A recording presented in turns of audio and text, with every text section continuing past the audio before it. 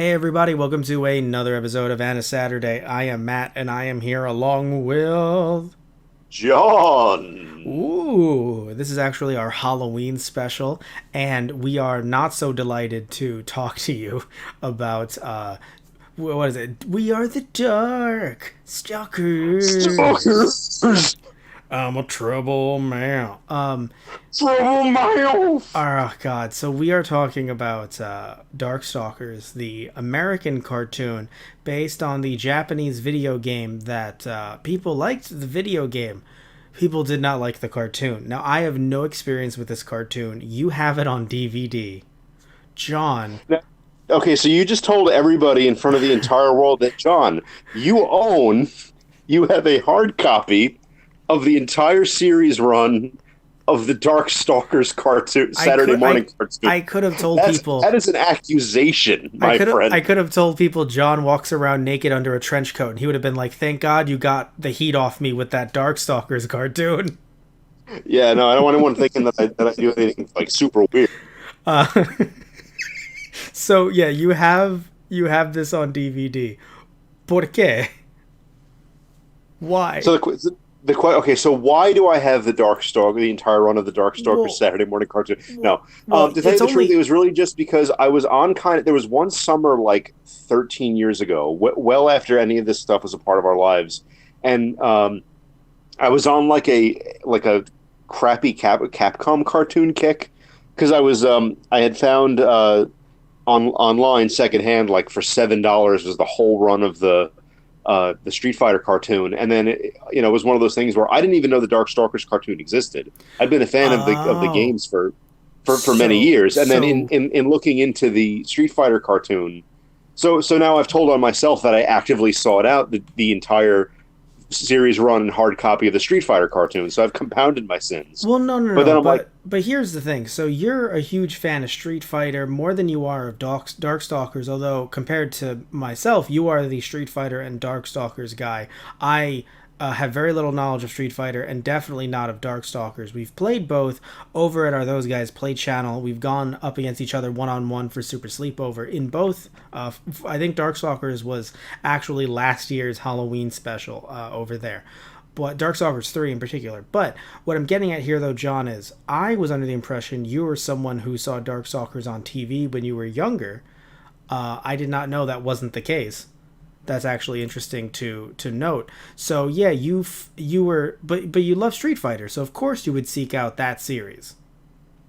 Yeah, and the Street Fighter Saturday morning cartoon I did watch. And okay, when I was a kid, unsurprisingly, it was on USA on Sunday mornings. Comparing the two, I'm assuming Street Fighter wins the day.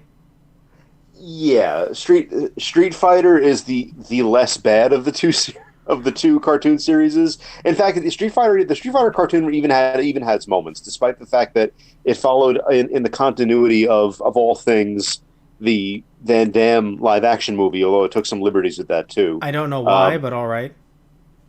But yeah, so the Street Fighter cartoon was bad, but it's still entertaining to watch. The Darkstalkers cartoon really kind of it was sort of it's already kind of strange to make a Saturday morning cartoon out of something like Darkstalkers because it's such a like sensationalized kind of sexy thing in a lot of ways. But also people have made Saturday morning cartoons out of RoboCop, Rambo. I think Terminator. I think the best way to approach this series would have been to not. I think you would have made a better series and just not doing it at all. Okay, so that sounds really harsh, but here's the thing. I'm not saying that there's no positives to this show whatsoever. It's just that a lot of it's... Okay, so John, if I know it's been a while since you've looked at the back of your DVD set, you told me that you saw an episode or so, just some clips in passing to try to prepare yourself for this because you've seen this so many times. But my question to you is, without looking at the back of that DVD box, could you guess when this series came out? I want to say like 95. Correct. which means that literally right on the dot, September 30th to December 30th of 95. So my point is this: even by the time this came out, all of the jokes, the scenarios, the setups, everything was already dated just by its mere existence. So you already were at a point where you had so many fun, both good and bad, 80s and 90s cartoons, action heavy, better animation. Like, this show has bad animation, not compared just to Darkstalkers, the cinematic openings for the games, which by the way started as if you don't know, those started as arcade games. Not you, John, talking the general person listening in. They started off in They the what? yeah, right. They started off in the arcade. I don't think you played them in the arcade though, John. You played them on the PS1, correct? Mainly, yeah. Okay. I don't really even think that I ever saw a Darkstalkers machine at all when I was a kid. They did exist though in the US of A, maybe in Oh yeah. Jersey. Maybe you could have, if you got in the car, you went with your mom and your dad to Jersey, you would have found some machines. But no, you were stuck in Long Island. I don't know. So you're older than me by a little bit. Because I it's funny. Imagine if I just never followed up with that and I just moved on to another point. No, I say that because you had the opportunity to be an arcade kid where I did not. Am I wrong in saying that? No, that's definitely true. I was never really, it was never really like a huge deal. I didn't go to the arcade. I didn't go to arcades super frequently. It was just that I would happen to be in places that had machines, pizza Right. places. The skate. My sister used to take hockey at the place called the Rinks here on the island, and that was actually we used to go like every week. So it would be just me in the street, the Street Fighter machine, that Right. kind of thing. But Okay. we didn't go to arcades super often. We didn't really seek them out. We just kind of went. If we were happened to be in the area, I'd pop in and play a couple games. Yeah, so I'm the exact same way. Even though I'm 28, which means I was born in '92. So I sadly was not cognizant of the world around me when Darkstalkers came out in '95. Thank goodness. But what I am saying is that when it came to arcades, there were very few machines. A local deli, delicatessen, bodega, whatever you want to call it, on near my house, somewhere near my house, because I have a few near me because I live in Queens, so there's a fair amount. So this one place in the back actually had a Tekken machine. They had, I think, a Street Fighter, Marvel Street Fighter, or Marvel vs. Capcom, or Capcom Street Fighter. But either way, it was broken, so I never got to use it. But the Tekken one I used after having Tekken 2 on the PlayStation. So I didn't have Tekken 1, I had Tekken 2 at first, and then I played it in the arcade in the back room. But I guess the upkeep was too much on the machine, so the guy just stopped, or maybe it was getting in the way of inventory, so he closed up that back room again and I guess sold off the machines. But for a bit there as a kid, I was like, oh man, this is so cool because, I being a late 90s, early 2000s kid, you didn't really have arcades unless it was like dedicated places where it's like get all the tokens and shit like that, versus it being more of a put in your 25 cents. And I put in a few bucks before they sadly took out the machines. I was very happy with that Tekken machine. But when it comes to Darkstalkers, your experience with the series, with all of your experiences with it, the video game series, what is your take, even before getting into the quality of this shit show? Just as someone who likes the games a lot, what is your takeaway from this show? It, it's and you know what it is, and I'm not even really criticizing for it. It's legitimately is interesting how like the Darkstalkers is a choice of thing to Saturday morning eyes, because the thing is, besides the fact that there's a lot of like more kind of adult oriented, a lot more kind of sex appeal and stuff like that drives the series. Also, the characters, like, it's not, the characters aren't neatly divided in their morality or their allegiance. In fact, most of the characters are kind of all in it for their own reasons. So the fact that they had to polarize it like that in that Saturday morning, GI Joe versus Cobra, Autobot versus Decepticon, like good guy bad guy faction, that was kind of interesting. I mean, it was still clear who were the good guys and who was the bad guys in the game, even still, because like basically the people that weren't evil, like the people that weren't out for their own personal gain and were like just they were in it for their own personal reasons, but it was usually like for somebody else or just to survive or something like that. But So, but here's the thing though. So looking at the show versus the games here, when looking at the very, I would argue the what's the word I'm looking for, the oddly attractive merman. The I can't remember his name off the top of my head. Sadly, Rikuo, Rikuo. Thank you. The oddly attractive merman, which that actually was a funny running curiously joke. handsome for a fishman. Thanks. I hear that a lot. That was actually really funny. I have to admit, it's not like Yeah, all the that's it. humor. It has its moments. You can't stay mad at it. There's parts of it that were genuinely fun. Yeah, but before we get to my complaints, though, what I was trying to say though was, is is his allegiance like? Were there certain characters that you can go if you watch the show and you played the game, putting aside everything else that you can say about it? Could you go, oh yeah, this person was that way in the game, or is it mostly just like, no, they just looked at someone's design and was like, yeah, you seem bad, I guess. Like looking at Morrigan, I can't imagine her being that way at all. Yeah, it's well they made the way they handled you didn't get a ton of characterization for the characters because it was a fighting game and it was really just the story was just limited to their like win quotes and their ending, which doesn't tell you a whole lot about Of it. So they course, definitely took some general liberties, but there wasn't a ton of characterization there to begin with. Um, that I Kind of the understand. way that their handling of Morgan was interesting though, because in this she's one of the villains.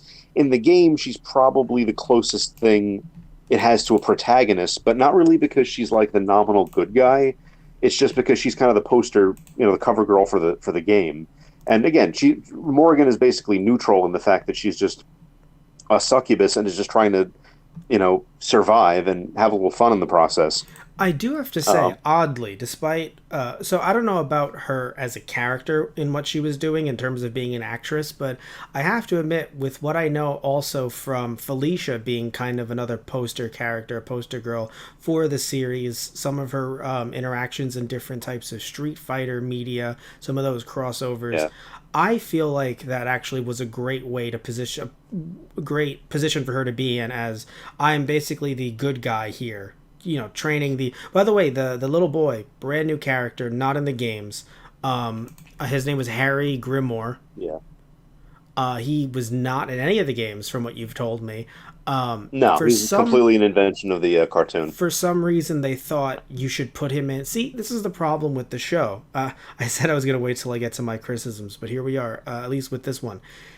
It felt like the people writing this show were unaware that children don't need to have like this like, it's not that a bunch of shows even in Japan don't have the insert character, but usually there's other characters as well that help boost up the show, like everything involving Harry. For me personally, and I don't think it's just me being 28, I do think it would have happened to me as a kid too.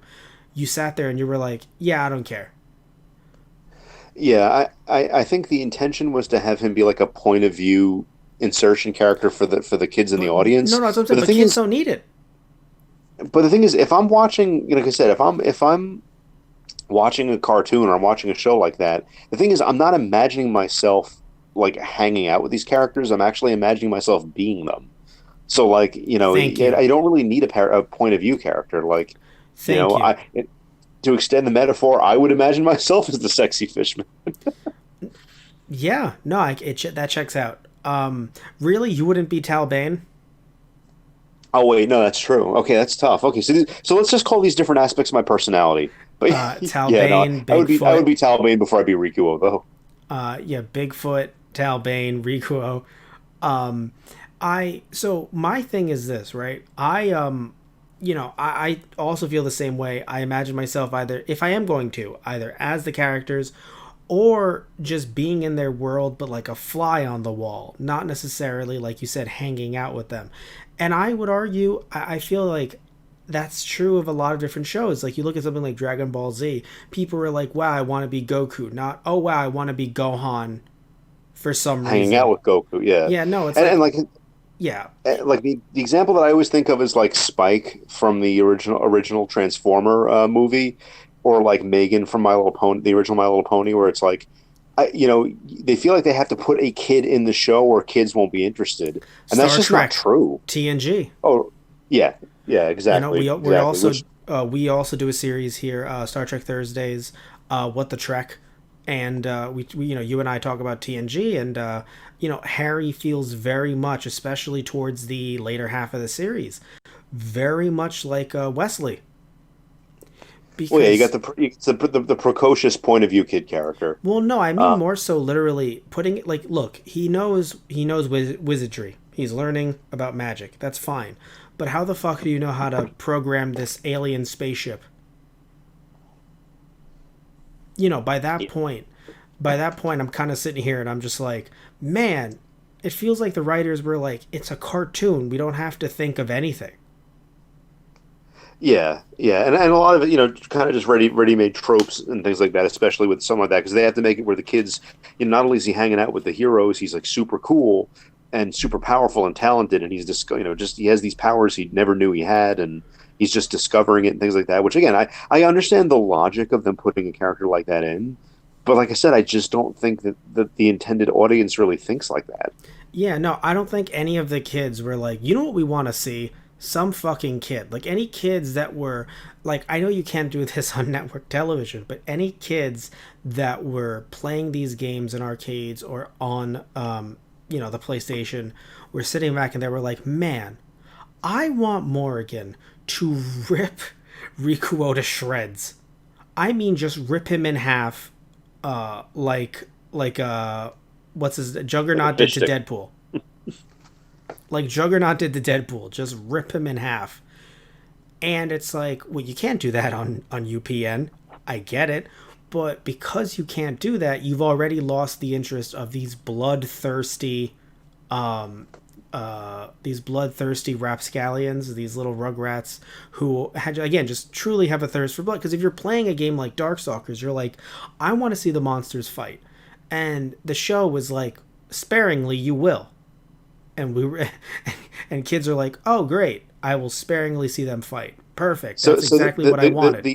yeah, there's a lot of sex and violence in this. So we're going to translate that into a medium which has no room for sex or violence, And or by the like way, very sanitized. Not that Darkstalkers was like Mortal Kombat level graphic, but it was definitely more graphic than Street Fighter. yes, and also the fact that just these characters, like you said earlier, obviously there isn't a lot to work with if you're not looking at the manual and whatnot. There's not a lot to work with. But my problem is that for some odd reason, the first episode and the last episode are the arguably the worst episodes in the entire season.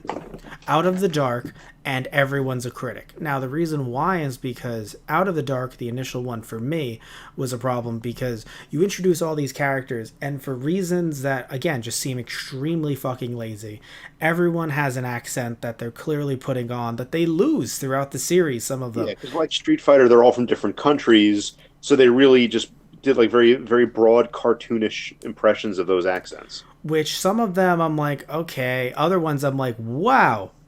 All right. Like, literally, it was just like for, the Vengeful Spirit. His name is escaping Um, me. Ober, not Ober, Bishamon. uh, Bishamon, right? Colin Murdoch, who did his voice, I'm not trying to call this guy out. I'm not trying to blame him. He was trying to get a paycheck.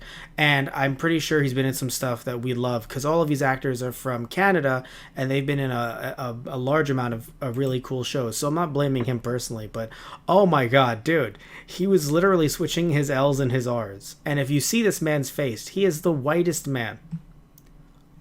Yeah. So the voice direction in there, we should have known better even in 1995. Oh, But he's in also Stargate. the robot Huitzel, who I think is Oh, from he's he's from Mexicano. Mexico in the sense that he was like discovered in Mexico, Mm-hmm. but they made him a robot with a like Taco Bell dog style accent. It was really Yes, bad. yes, and here's my thing, right? It's not like you can't give him a Mexican accent. I'm not saying I would be mad if Capcom put him in a sombrero. I'm being very clear and frank here. I don't care about that. What I care about is that for reasons that were not in the original game, it's not like this is like hearkening to the original game or anything. It would be like if, you know, like a TV show gave Mario a thick Hispanic accent and they were like, well, I guess we got to roll with this.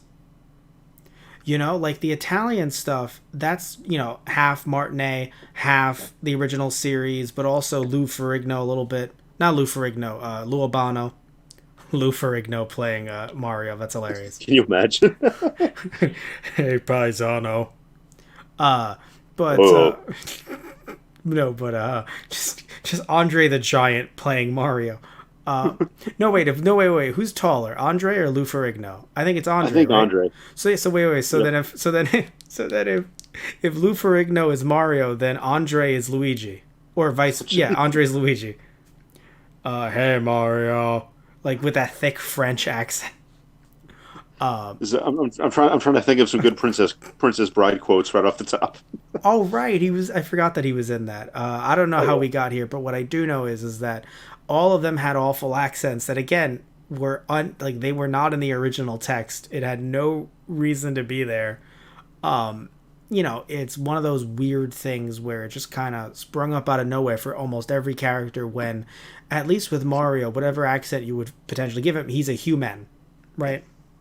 It would be weird if Bowser just came out and was just like, "Oi, what's going on, Mario Chico?" You'd be like, "Whoa, why does Bowser sound like this? What in the flying fuck?"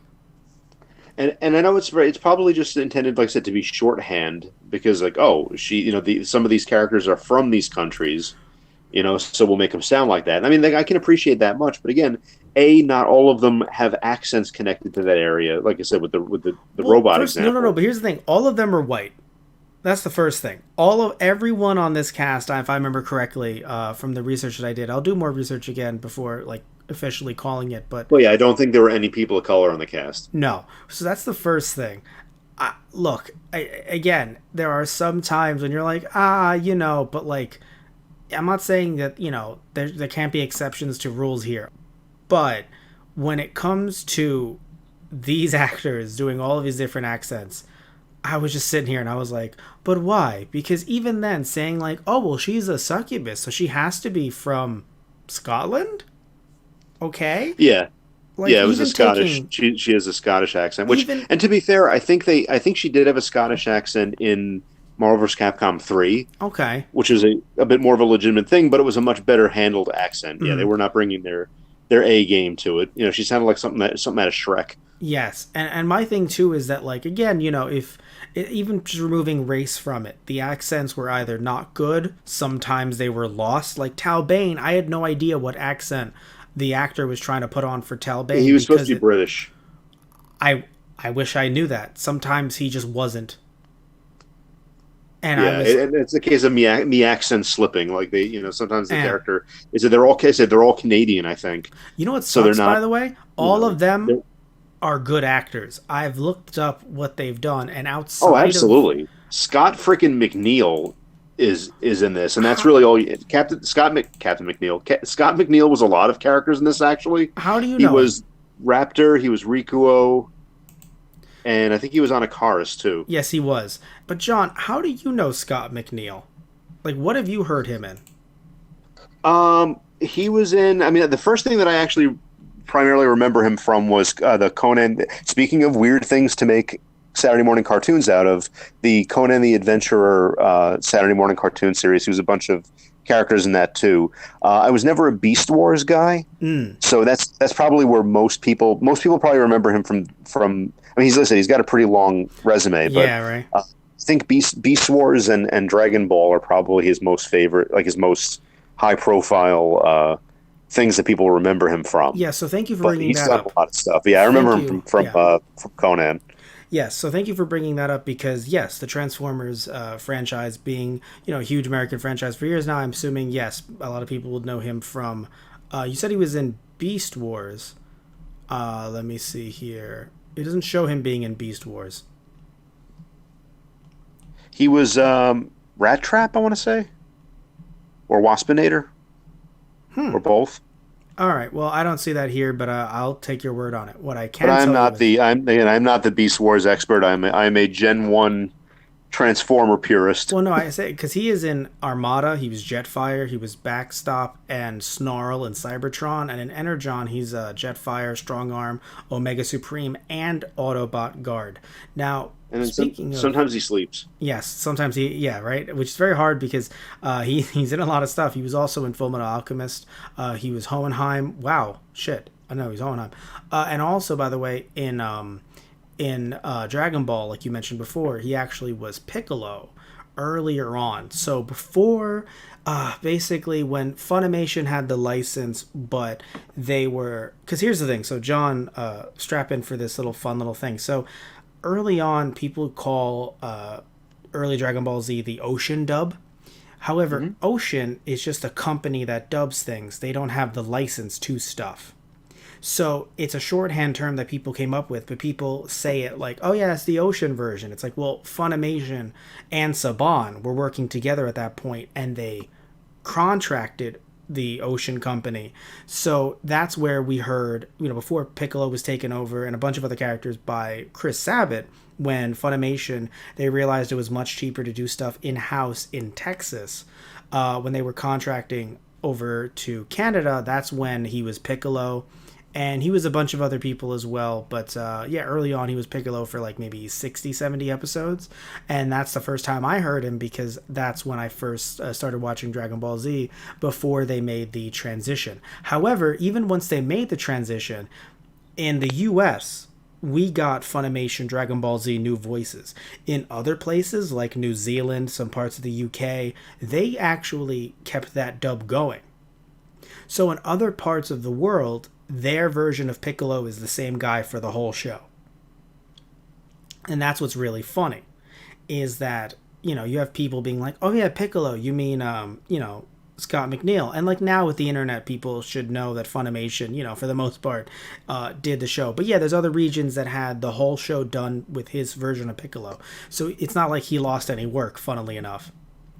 Oh, he was also in Inuyasha.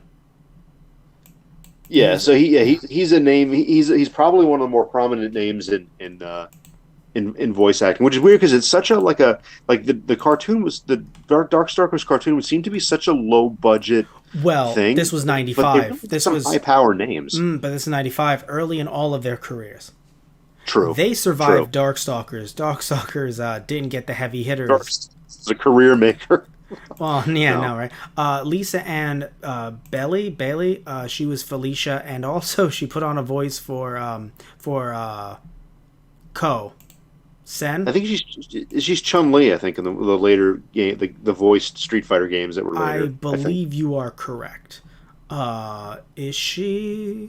Well, it doesn't say it here, but again, she Or was am I thinking of Cammy. Laura Bailey? Yeah. She was Cammy in one Street Fighter. Oh, she was Cammy in the show, I think. In the Yeah, Street she was Fighter probably show? Cammy in the Street Fighter in the Saturday morning Street Fighter. Yes. Also, she was in Death Note, so that was in the 2000s. That's another one that they did in Canada with the Ocean Group. She was also in anything in Dragon Ball Z. Yes, she was Chi-Chi early on. Dear God. So again, I heard her voice as well. That was so funny to think about now. Oh, by the way, early Gundam, all of the Gundams, John, were done in Canada. So she's in a bunch of different Gundam shows, like a lot of the other actors that we're going to be talking about here as well. The woman who played Morgan, or Morgan Le Fay. Kathleen Barr. She was basically, and she's a big name even today. She's in the new the My Little Pony Sky Friendship is Mad. Wishes. She was Trixie, so she plays a lot of. Basically, she plays the female antagonist, the young female antagonist in anything that you can. Who is Sky Wishes? Who? Sky Wishes, My Little Ponytails. Oh, I'm not really sure. Oh, Like I that's said, early I on we know stuff, I think. about Friendship is Magic. Oh, and sorry, she's Aunt Lofty, she's Teddy Safari, and she's Daring Do Collector. I don't Wasn't she? know. She was Trixie, I thought too. Not on this list. It's funny. I keep on deferring to you, despite the fact that I don't see it on Wikipedia. So I want you to I want to see You trust me more than Wikipedia. I want to see John's Wikipedia. Just a list of all the actors, and people are like, I don't think that's right, and he's just like, no, it's John's Wikipedia is called I think. I think I'm pretty sure I'm off the pretty top of sure my head. that's what it's called. I'm pretty sure off the top of my head. That's the name of the website. Or that's the tagline. She was also in Ranma One Half. She was Tsubasa Kudenai and Kogane Musashi. And she was, speaking of RoboCop, she was in RoboCop Alpha Commando. So she was also again in Inuyasha and in Dragon Ball Z. Funnily enough, she was a young. So in Dragon Ball, she was a young Goku, and then she was Gohan as well. So that was early on. She was Gohan. So that's actually really funny, and a bunch of other roles here. I don't want too long to talk about. A lot of Gundam again. So it's just so funny how she and a bunch of other people as well. Dimitri, what the fuck was up with Dimitri's voice? And again, not a bad actor, but it was Yeah, it the was most Michael Donovan doing a Dracula bleh kind of literally. thing. I mean, he's Romanian. The thing is, like Demi said, Dimitri is Romanian, so that Yes. makes sense. Yeah. But yeah, it was Well, guess what? kind of He was Ryoga Hibiki. yeah. He was Ryoga. He was Conan in the Conan story. Really? He was he was in the Exo Squad, a bunch of other stuff. Was he in My Little Pony? No, No, but he was in Mucha Lucha. yes, Oh my god, I loved Mucha Lucha as a kid. I didn't know they yeah, filmed that or they recorded that in Canada. I didn't know this. Uh, Donovan Blaine. So yeah, so we have we can keep going and I will, but before I do, so you did not hate this show. You're not a hater of this show. no. Really? It was definitely like so good. It's entertaining. Less so than Street Fighter. The plots were a little bit more kiddie. I feel like, Mm. uh, and it also didn't have as quite as long a run. But yeah, it was an enjoyable like thing to watch because it's really bad. Okay. Like I don't know that I would seek it out again if not for the purposes of discussing it. But I do not think it's so bad it's good. I think it's extremely lame. There are a few, and I mean like lame, like boring, and I don't usually say this, I don't go this, like, usually I'm like, oh, it could be so bad it's good, but no, this was just plain old boring. There were some episodes that got me, and it was really the ones that were more action heavy and more storyline driven. But this show again clearly was made for syndication, clearly made to be bland, because the thought is, oh well, it's just for kids in my opinion.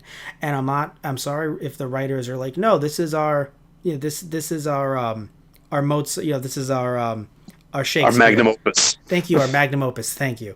No, if they do think that, I apologize, but I have a feeling that this was very much like, look, we're being paid very little, we got to do what we have to do. And granted, I will admit though, of course, Scott McNeil as Lord Raptor, he was having a fucking blast. Oh Don't get yeah, me wrong. And by the way, that showed because Lord Raptor was hilarious. Not all the time, but he had, because the problem too is the entire show was filled with jokes to the point where, and I love me some comedy, but it was to the point where you're gonna end up having more hits than misses for the most part. And either it was an issue with delivery on some lines, it was just a weird time to put them in there. Like, don't get me wrong, like a show, let's say like Power Rangers, right? Sometimes you'll be looking at something, like like Power Rangers, literally a guy will get his head chopped off and it'll be like, whoa, that's a pretty big headache. yeah.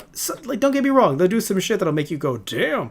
But in this case, I don't know, it's just there were some situations where, like, Harry, the little girl, and Amanda, Anita, whatever they need her name to be for that episode, or for the series, because it differs from both the series and the games. And you even said in some of the games it looks like it's spelled differently too, or it's a different name. But point is that she was trying to pull on Harry, and for some reason they were like, let's make a joke where he says, "Oh, if you need to use the John, should have done it before we left." And I'm like, you just sound like a complete asshole. She's glowing. I know he's a kid, but like it was trying to be funny, and I was like, it's not. Yeah, the humor very hit or miss. I said kind of bland. Yeah, Um, which is a but yeah, problem. there were a couple moments here and there, but yeah, largely it was pretty bad even for kids, kid show writing. I've seen kid shows pull off humor a lot better. And again, the reason why I call this like dated is because I'm not trying to compare it to stuff that's come out now that's kind of revolutionized the genre. I don't want to do that. I feel like that's unfair. But even for the time, it was bad. That's Yeah. why for me, I'm like, I can't really like, you know. Because this is even in '95. This is the era of Our Real Monsters, Rugrats, like a lot of the Nick. And I know the Nicktoons were in a class by themselves. Like it's not a fair comparison, but kid shows could definitely be better at that point. So Ian James Corlett, who he was Victor von Gerdenheim, he was Hutzel, and he was Pyron's ship computer. Oh wow, he's actually Goku in the original Yeah, he's Ocean another Dome. he's another one of some renown. Yeah, so he was Goku. Let me see something here. I believe it said here that he was in a My Little Pony, so you'd know him from that. Oh, he was in Beast Wars. He was before we get to My Little Pony. He was Cheetor, Sentinel, Maximal Computer, and Sea Clamp.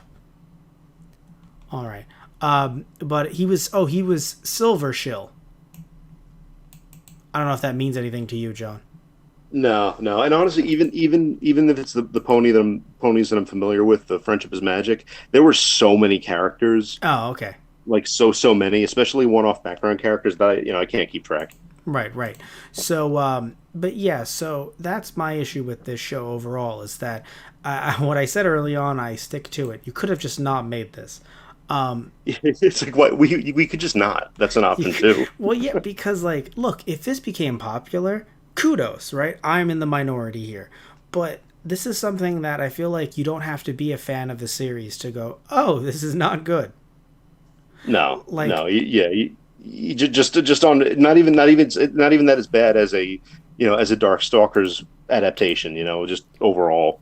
In fact, and like I said, for me, the entertainment value is in kind of how far afield from the source material it is. Like it's almost like how stereotypical a Saturday morning adaptation can we make this? Like that transformation, that weird bit of transmutation that happens media wise is very interesting to me. so It's like, well, how are you going to make this fit? I understand how some people might not like the animation, but that is actually where I found some of my funniest moments from the show. Unintentionally funny, anyway. Like, just Morrigan as a bat falling and then hearing the stock footage drop of her hitting the floor will never stop me. Like, I don't know why I found it funny. Having the dolphins have the stereotypical, we licensed this public domain dolphin sound that was Yeah. routinely used in SpongeBob as a joke because of how They couldn't they generic. couldn't use Frank Welker for this one. Yes, they could not afford him. Definitely. It's just one of those things. And again, like I'm not blaming them for their budget. I'm not blaming because what's weird is the actors, despite my issue with some of their accents, that they were asked to put on most likely. Frankie, by the way, being Schwarzenegger, there was literally no porpoise. I don't understand, especially because he wasn't even in the show for that long after that first few episodes. He randomly appeared during the family dinner. By the way, I'll talk to you about why I'm mad about the family dinner. Not mad, but like it was just so silly in a not even in a fun way, in my opinion. A little bit later, but before we get to that, I was trying to say that putting their accents aside, the acting was not all that terrible for the most part. Like some of these actors, like Richard Newman, who was Pyron, Merlin, and Terramon, he wasn't bad.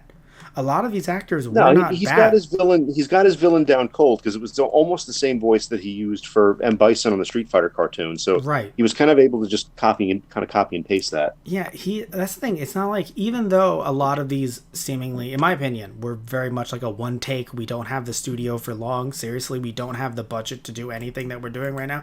Other than that though, I don't think that they phoned it in. The accents do seem a little, but the actual acting behind it does not seem like everyone was just winging it, in my opinion. Although Harry, his actor, I think, was very young at the time. Yeah, So I'm not, he was at the time, dear God, he was born in '83. So he yeah. So was. it would have been like 13 at the time. So he was an adolescent. There's a reason why you don't get kids to voice over kid characters because there was that scene where they had to have him be like he had to go through puberty and it was just him and they made his voice a little bit deeper Yeah, at least they didn't because do what they did to Wesley on Star Trek. I don't even want to know. We'll talk about that when we talk about that episode. Whatever it is, I want to know. But yeah, Oh God. so was Ben, and again, he didn't really need to be there. Again, I understood why he was, but he didn't. They didn't need to do that. The characters would have stood perfectly fine on their own. Yes, and if anyone's saying, well, then how about you say what you think they should Oh, have done? Well, then, unless, and like I said, now I put it to you this way. I don't mean, and I'm looking at it kind of through a different lens now, but okay. um, consider that the two strongest contenders for protagonist or like point of view character probably would have been either Morrigan or Felicia, both of whom are female. Yeah, So yeah, it's they almost might have. a male character, like especially like a male human character, to Well, be sort of a human white male blonde character. well, no, but you could have had, and you're right, but you could have had Felicia teaming up with, John, yes, John Talbane. Wait, no, is it John Talbane? I'm thinking of the Hunter. oh Donovan, Donovan, thank you. Yes, could have been Talbane. You're actually right, but especially because they had that weird kiss that came out of nowhere. But yeah, it also just could have been Bane. He could have been like, you know what? Actually, I realize that you're not a piece of shit. Let's work together. If for some reason, oh, this is so odd.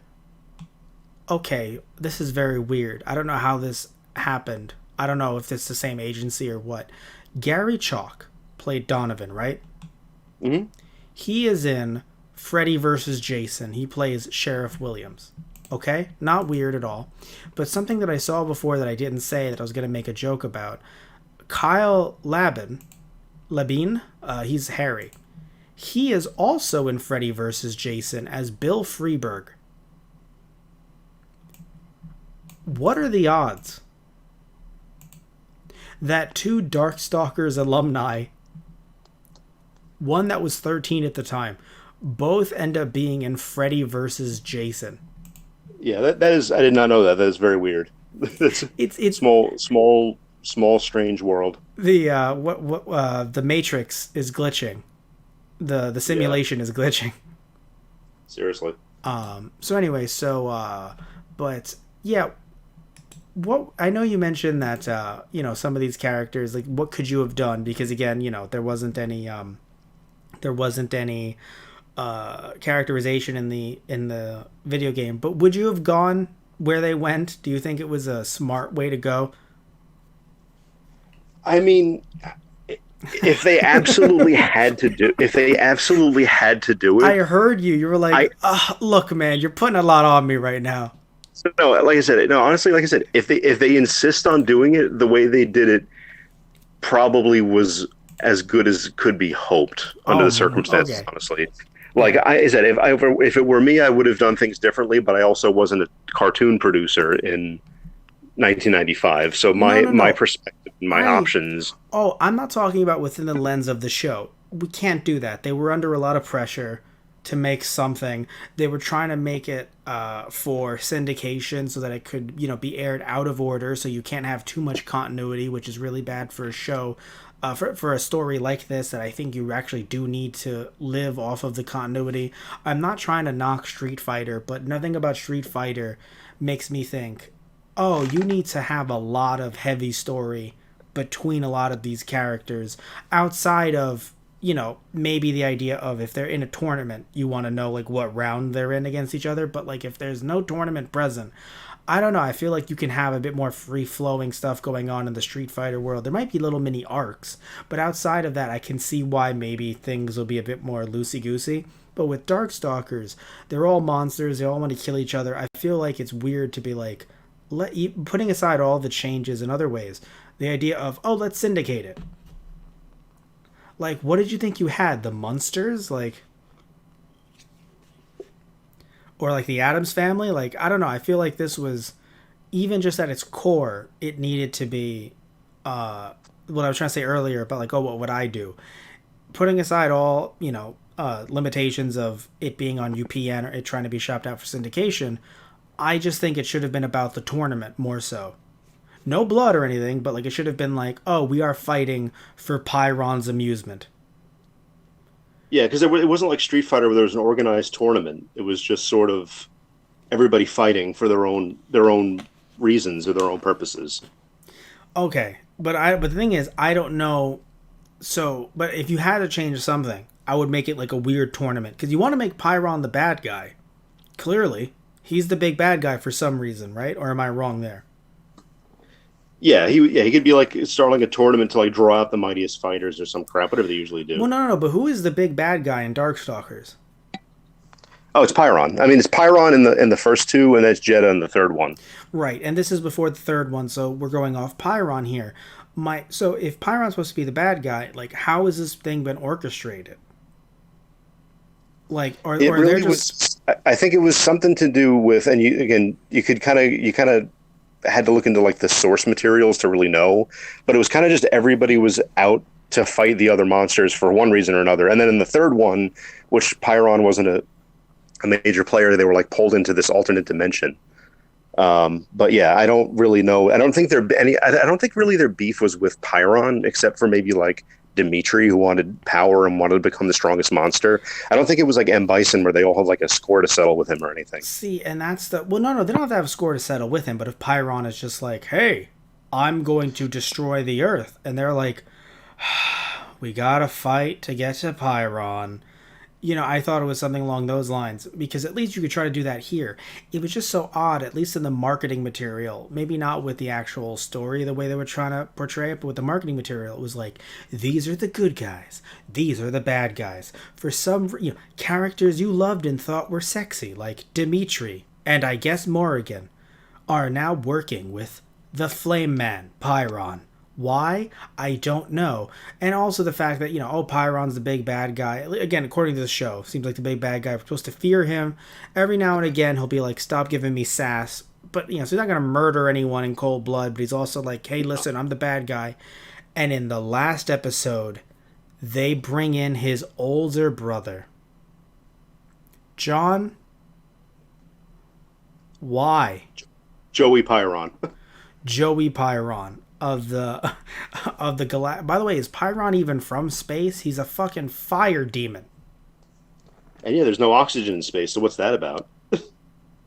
That I didn't think of it that way, but that's fucking hilarious. No, I meant it more so like I was under the impression he was a fire demon. He wasn't an alien, and they made him an alien. Am I wrong there?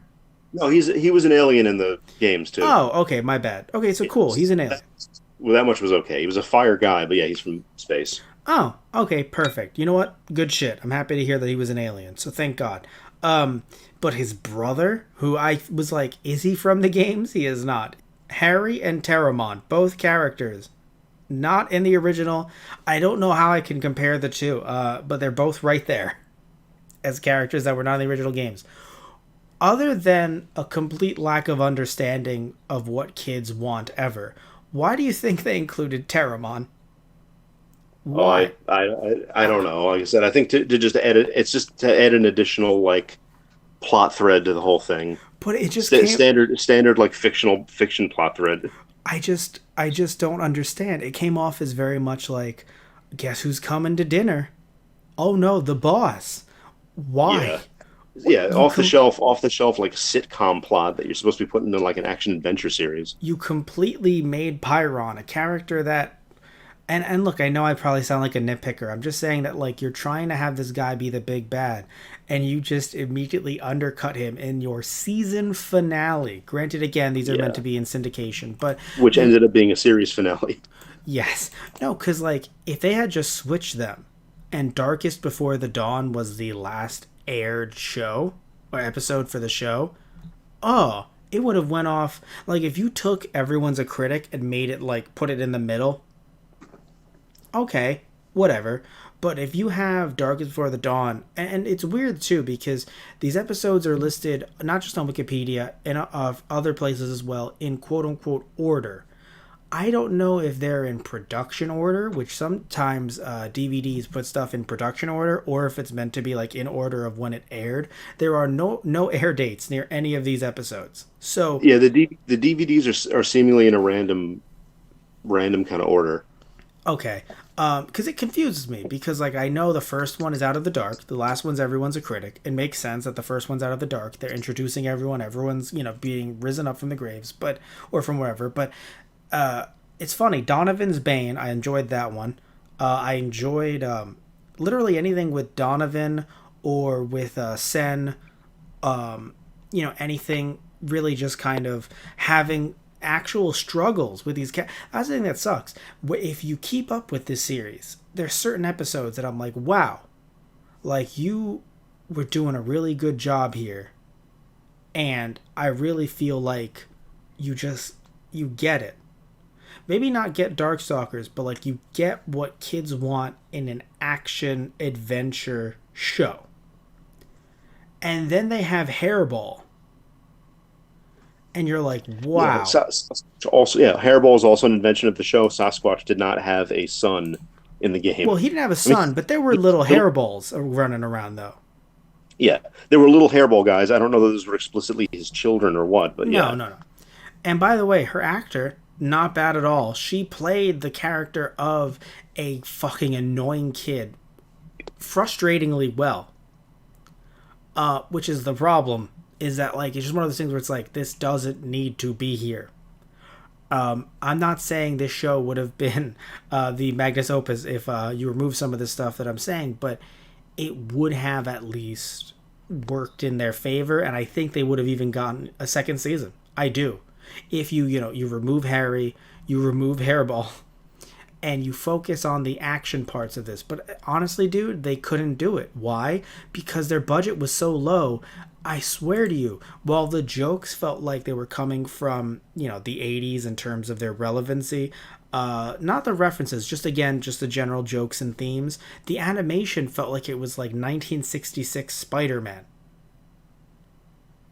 Yeah, I mean, without the charm, yes. sans the whimsy. Yeah, and so you see what I mean, right? Like it felt like it was not just 10 years prior, but like 20 or more. It was bad, not just compared to Darkstalkers, just in a general sense. The animation was just not good. No, And I don't know how it happened. Like, I don't know why Capcom was like, yeah, sure, that's fine. Because apparently they actually did work on this. They didn't just like license this out and walk away. Apparently they had some involvement in this. which is surprising. I thought they were like, "Here's the license, do whatever you want with it." Yeah. But the series was co-produced by Capcom USA and Graz, or maybe Gratz Entertainment. According to June 1995, this was in GamePro. The show would star Bobby Bridges, who thank God they changed his name because Bobby Bridges does not sounds very much like an old newscaster. Yeah, A kid who befriends the game's supernatural cast of characters and sets out to prevent an alien invasion. By the way, at any point in the show, did you feel like they were actually going to invade? Like, I know it's a children's cartoon, but at a certain point, here's my problem too, right? When you normally have characters being like, oh, it's a truce, they're cute, they're cuddly. Pyron's like, it's a truce, shake my hand. It's like, wait, am I gonna combust? He's like, you got me. If I grabbed your hand, it would just, in your hand, it would combust or it would melt into nothingness. Like, it was just so odd consistently, sometimes even close to each other. Pyron had two, not Pyron, sorry, his older brother, Terrymon. He sounds like a Digimon, honestly. Terrymon. Agumon, his older brother. He he was him versus Morrigan, right? Two of his goons were near Morrigan, and he called them to him instead of having them axe her right there. Maybe I'm thinking too hard, John. But I think you might have officially put more thought into it than the creators did. that's the issue, is that I feel like they sat there and they were like, we can't do an action sequence. So we have to call them. They were already in those spots. We have to call them back to him. We can't do an action scene with the two of them versus her. So we have to, because like certain action scenes, I was like, oh wow, this actually looks really good. And then as it got to the end of the episode, it truly felt like they just ran out of money sometimes. Yeah, Genuinely. scene missing.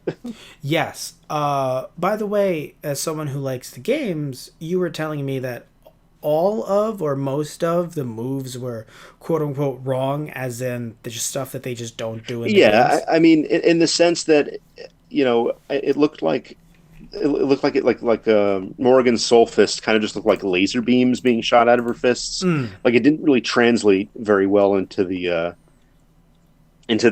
cartoon, and again, I know that it couldn't be as dazzling as the game graphics and or as expressive and as dynamic, but But it still, was, yeah, it could probably be. Again, I'm not an expert in creating a licensed cartoon circa 1995, but I feel like there's a better way. no, I mean, that's the thing. Like, it's one of. I'm not. I don't think we have to be.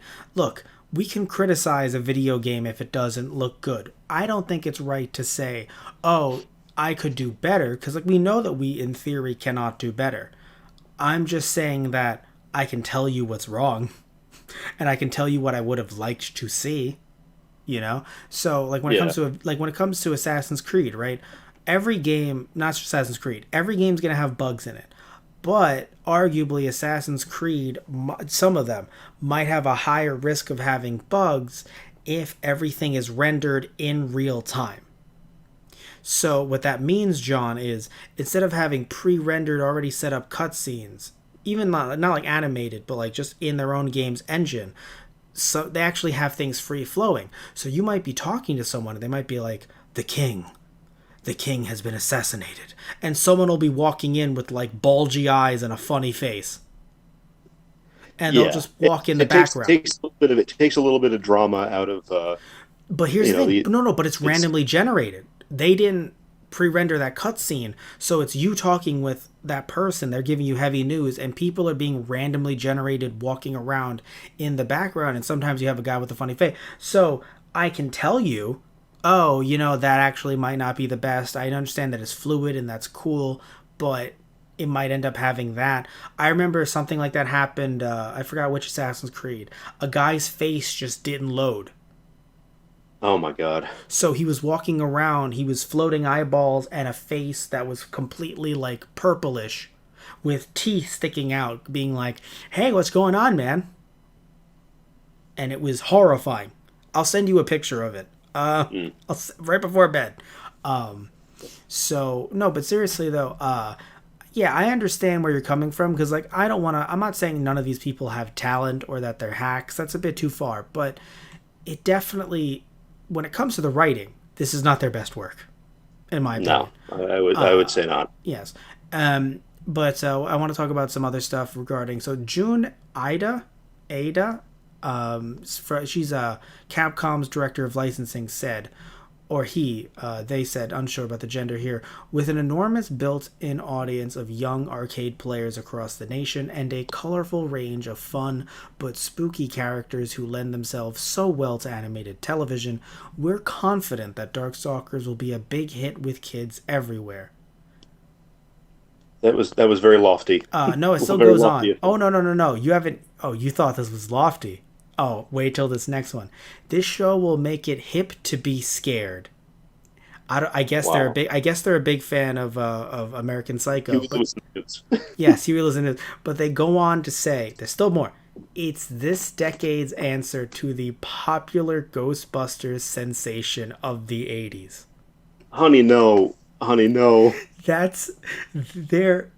There couldn't be a better. I could not have made a better quote, John. It is such a. Even if this show didn't get canceled, it still is a bad quote. Yeah. Oh my That's god. that they set the bar a little high on that one. Look, I understand that this. Well, that's the thing. They're a marketing person. They're trying to market the show, but even not in hindsight, it's just fucking hilarious. If this is the same June Ida, he is responsible for Final Fantasy: The Spirits Within. He's a producer. He Oh, was an executive speaking of producer. bizarre license things, Yes, he was an executive producer on Street Fighter: The Animated Series. And yes, he was also an executive producer on 2 episodes of Darkstalkers. So anyway, so we'll be wrapping this one up soon. John has a strict and stringent bedtime. He has to go to wizarding school in the morning. yep. By the way, was it so you laughed again from this in a so bad it's good way, but even at other points too, it just felt like some of the characters, some of their interactions were the oddest of things. Like it very much felt like they were just written as next scene, next scene, like just not in service of what would this character say, even to try to be funny. Just in general, it was just like, look, we're just writing them to exist. Like it felt like one big long fever dream SNL skit. Yeah. You know what I mean? Like it didn't feel like it felt like they looked at this and thought, ah, it's just cartoons. Who gives a shit? Which is frustrating because I don't want to. I'm not trying to knock these people. It just really felt like it was like whatever. I don't know. Maybe they. It's '95, so like VHS tapes existed, but like I don't know. Maybe they didn't expect people to be ranting about this on the internet No, 25 I feel years fairly later. confident that whoever put this together, and honestly, maybe the fact that we're still talking, like we're even talking about it, it says something. Oh no, they You won. know, I don't think anybody that made this would have anticipated that in the year 2020 we would still be discussing this.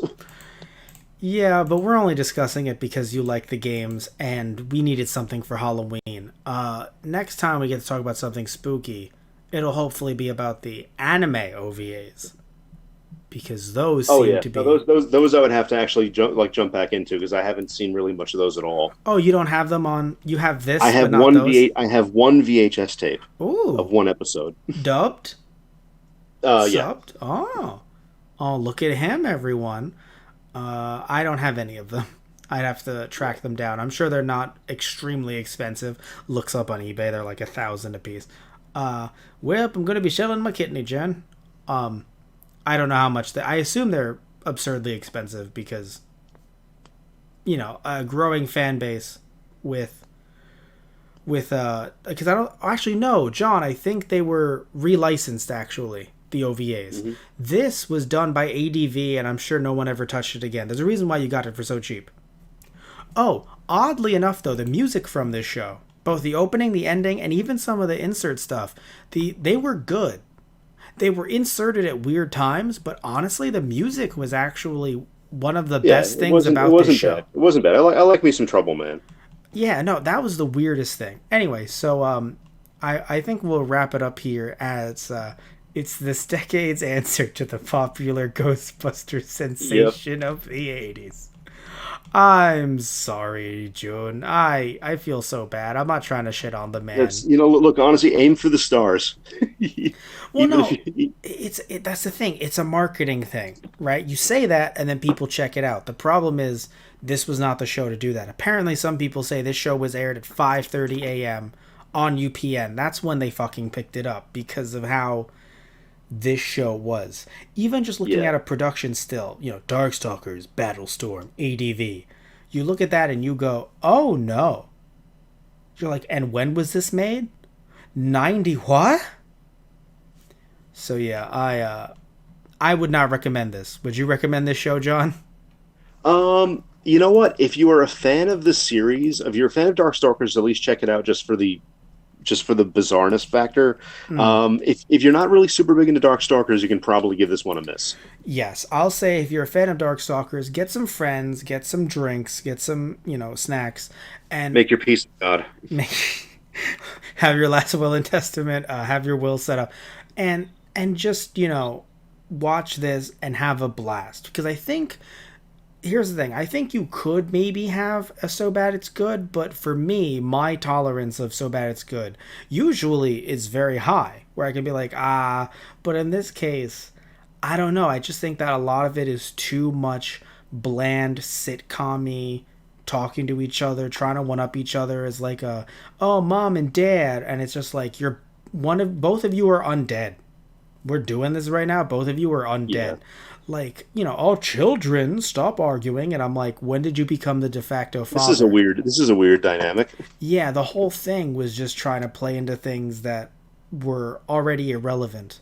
So that's just my take on it. Like, this was already irrelevant by the time it came out.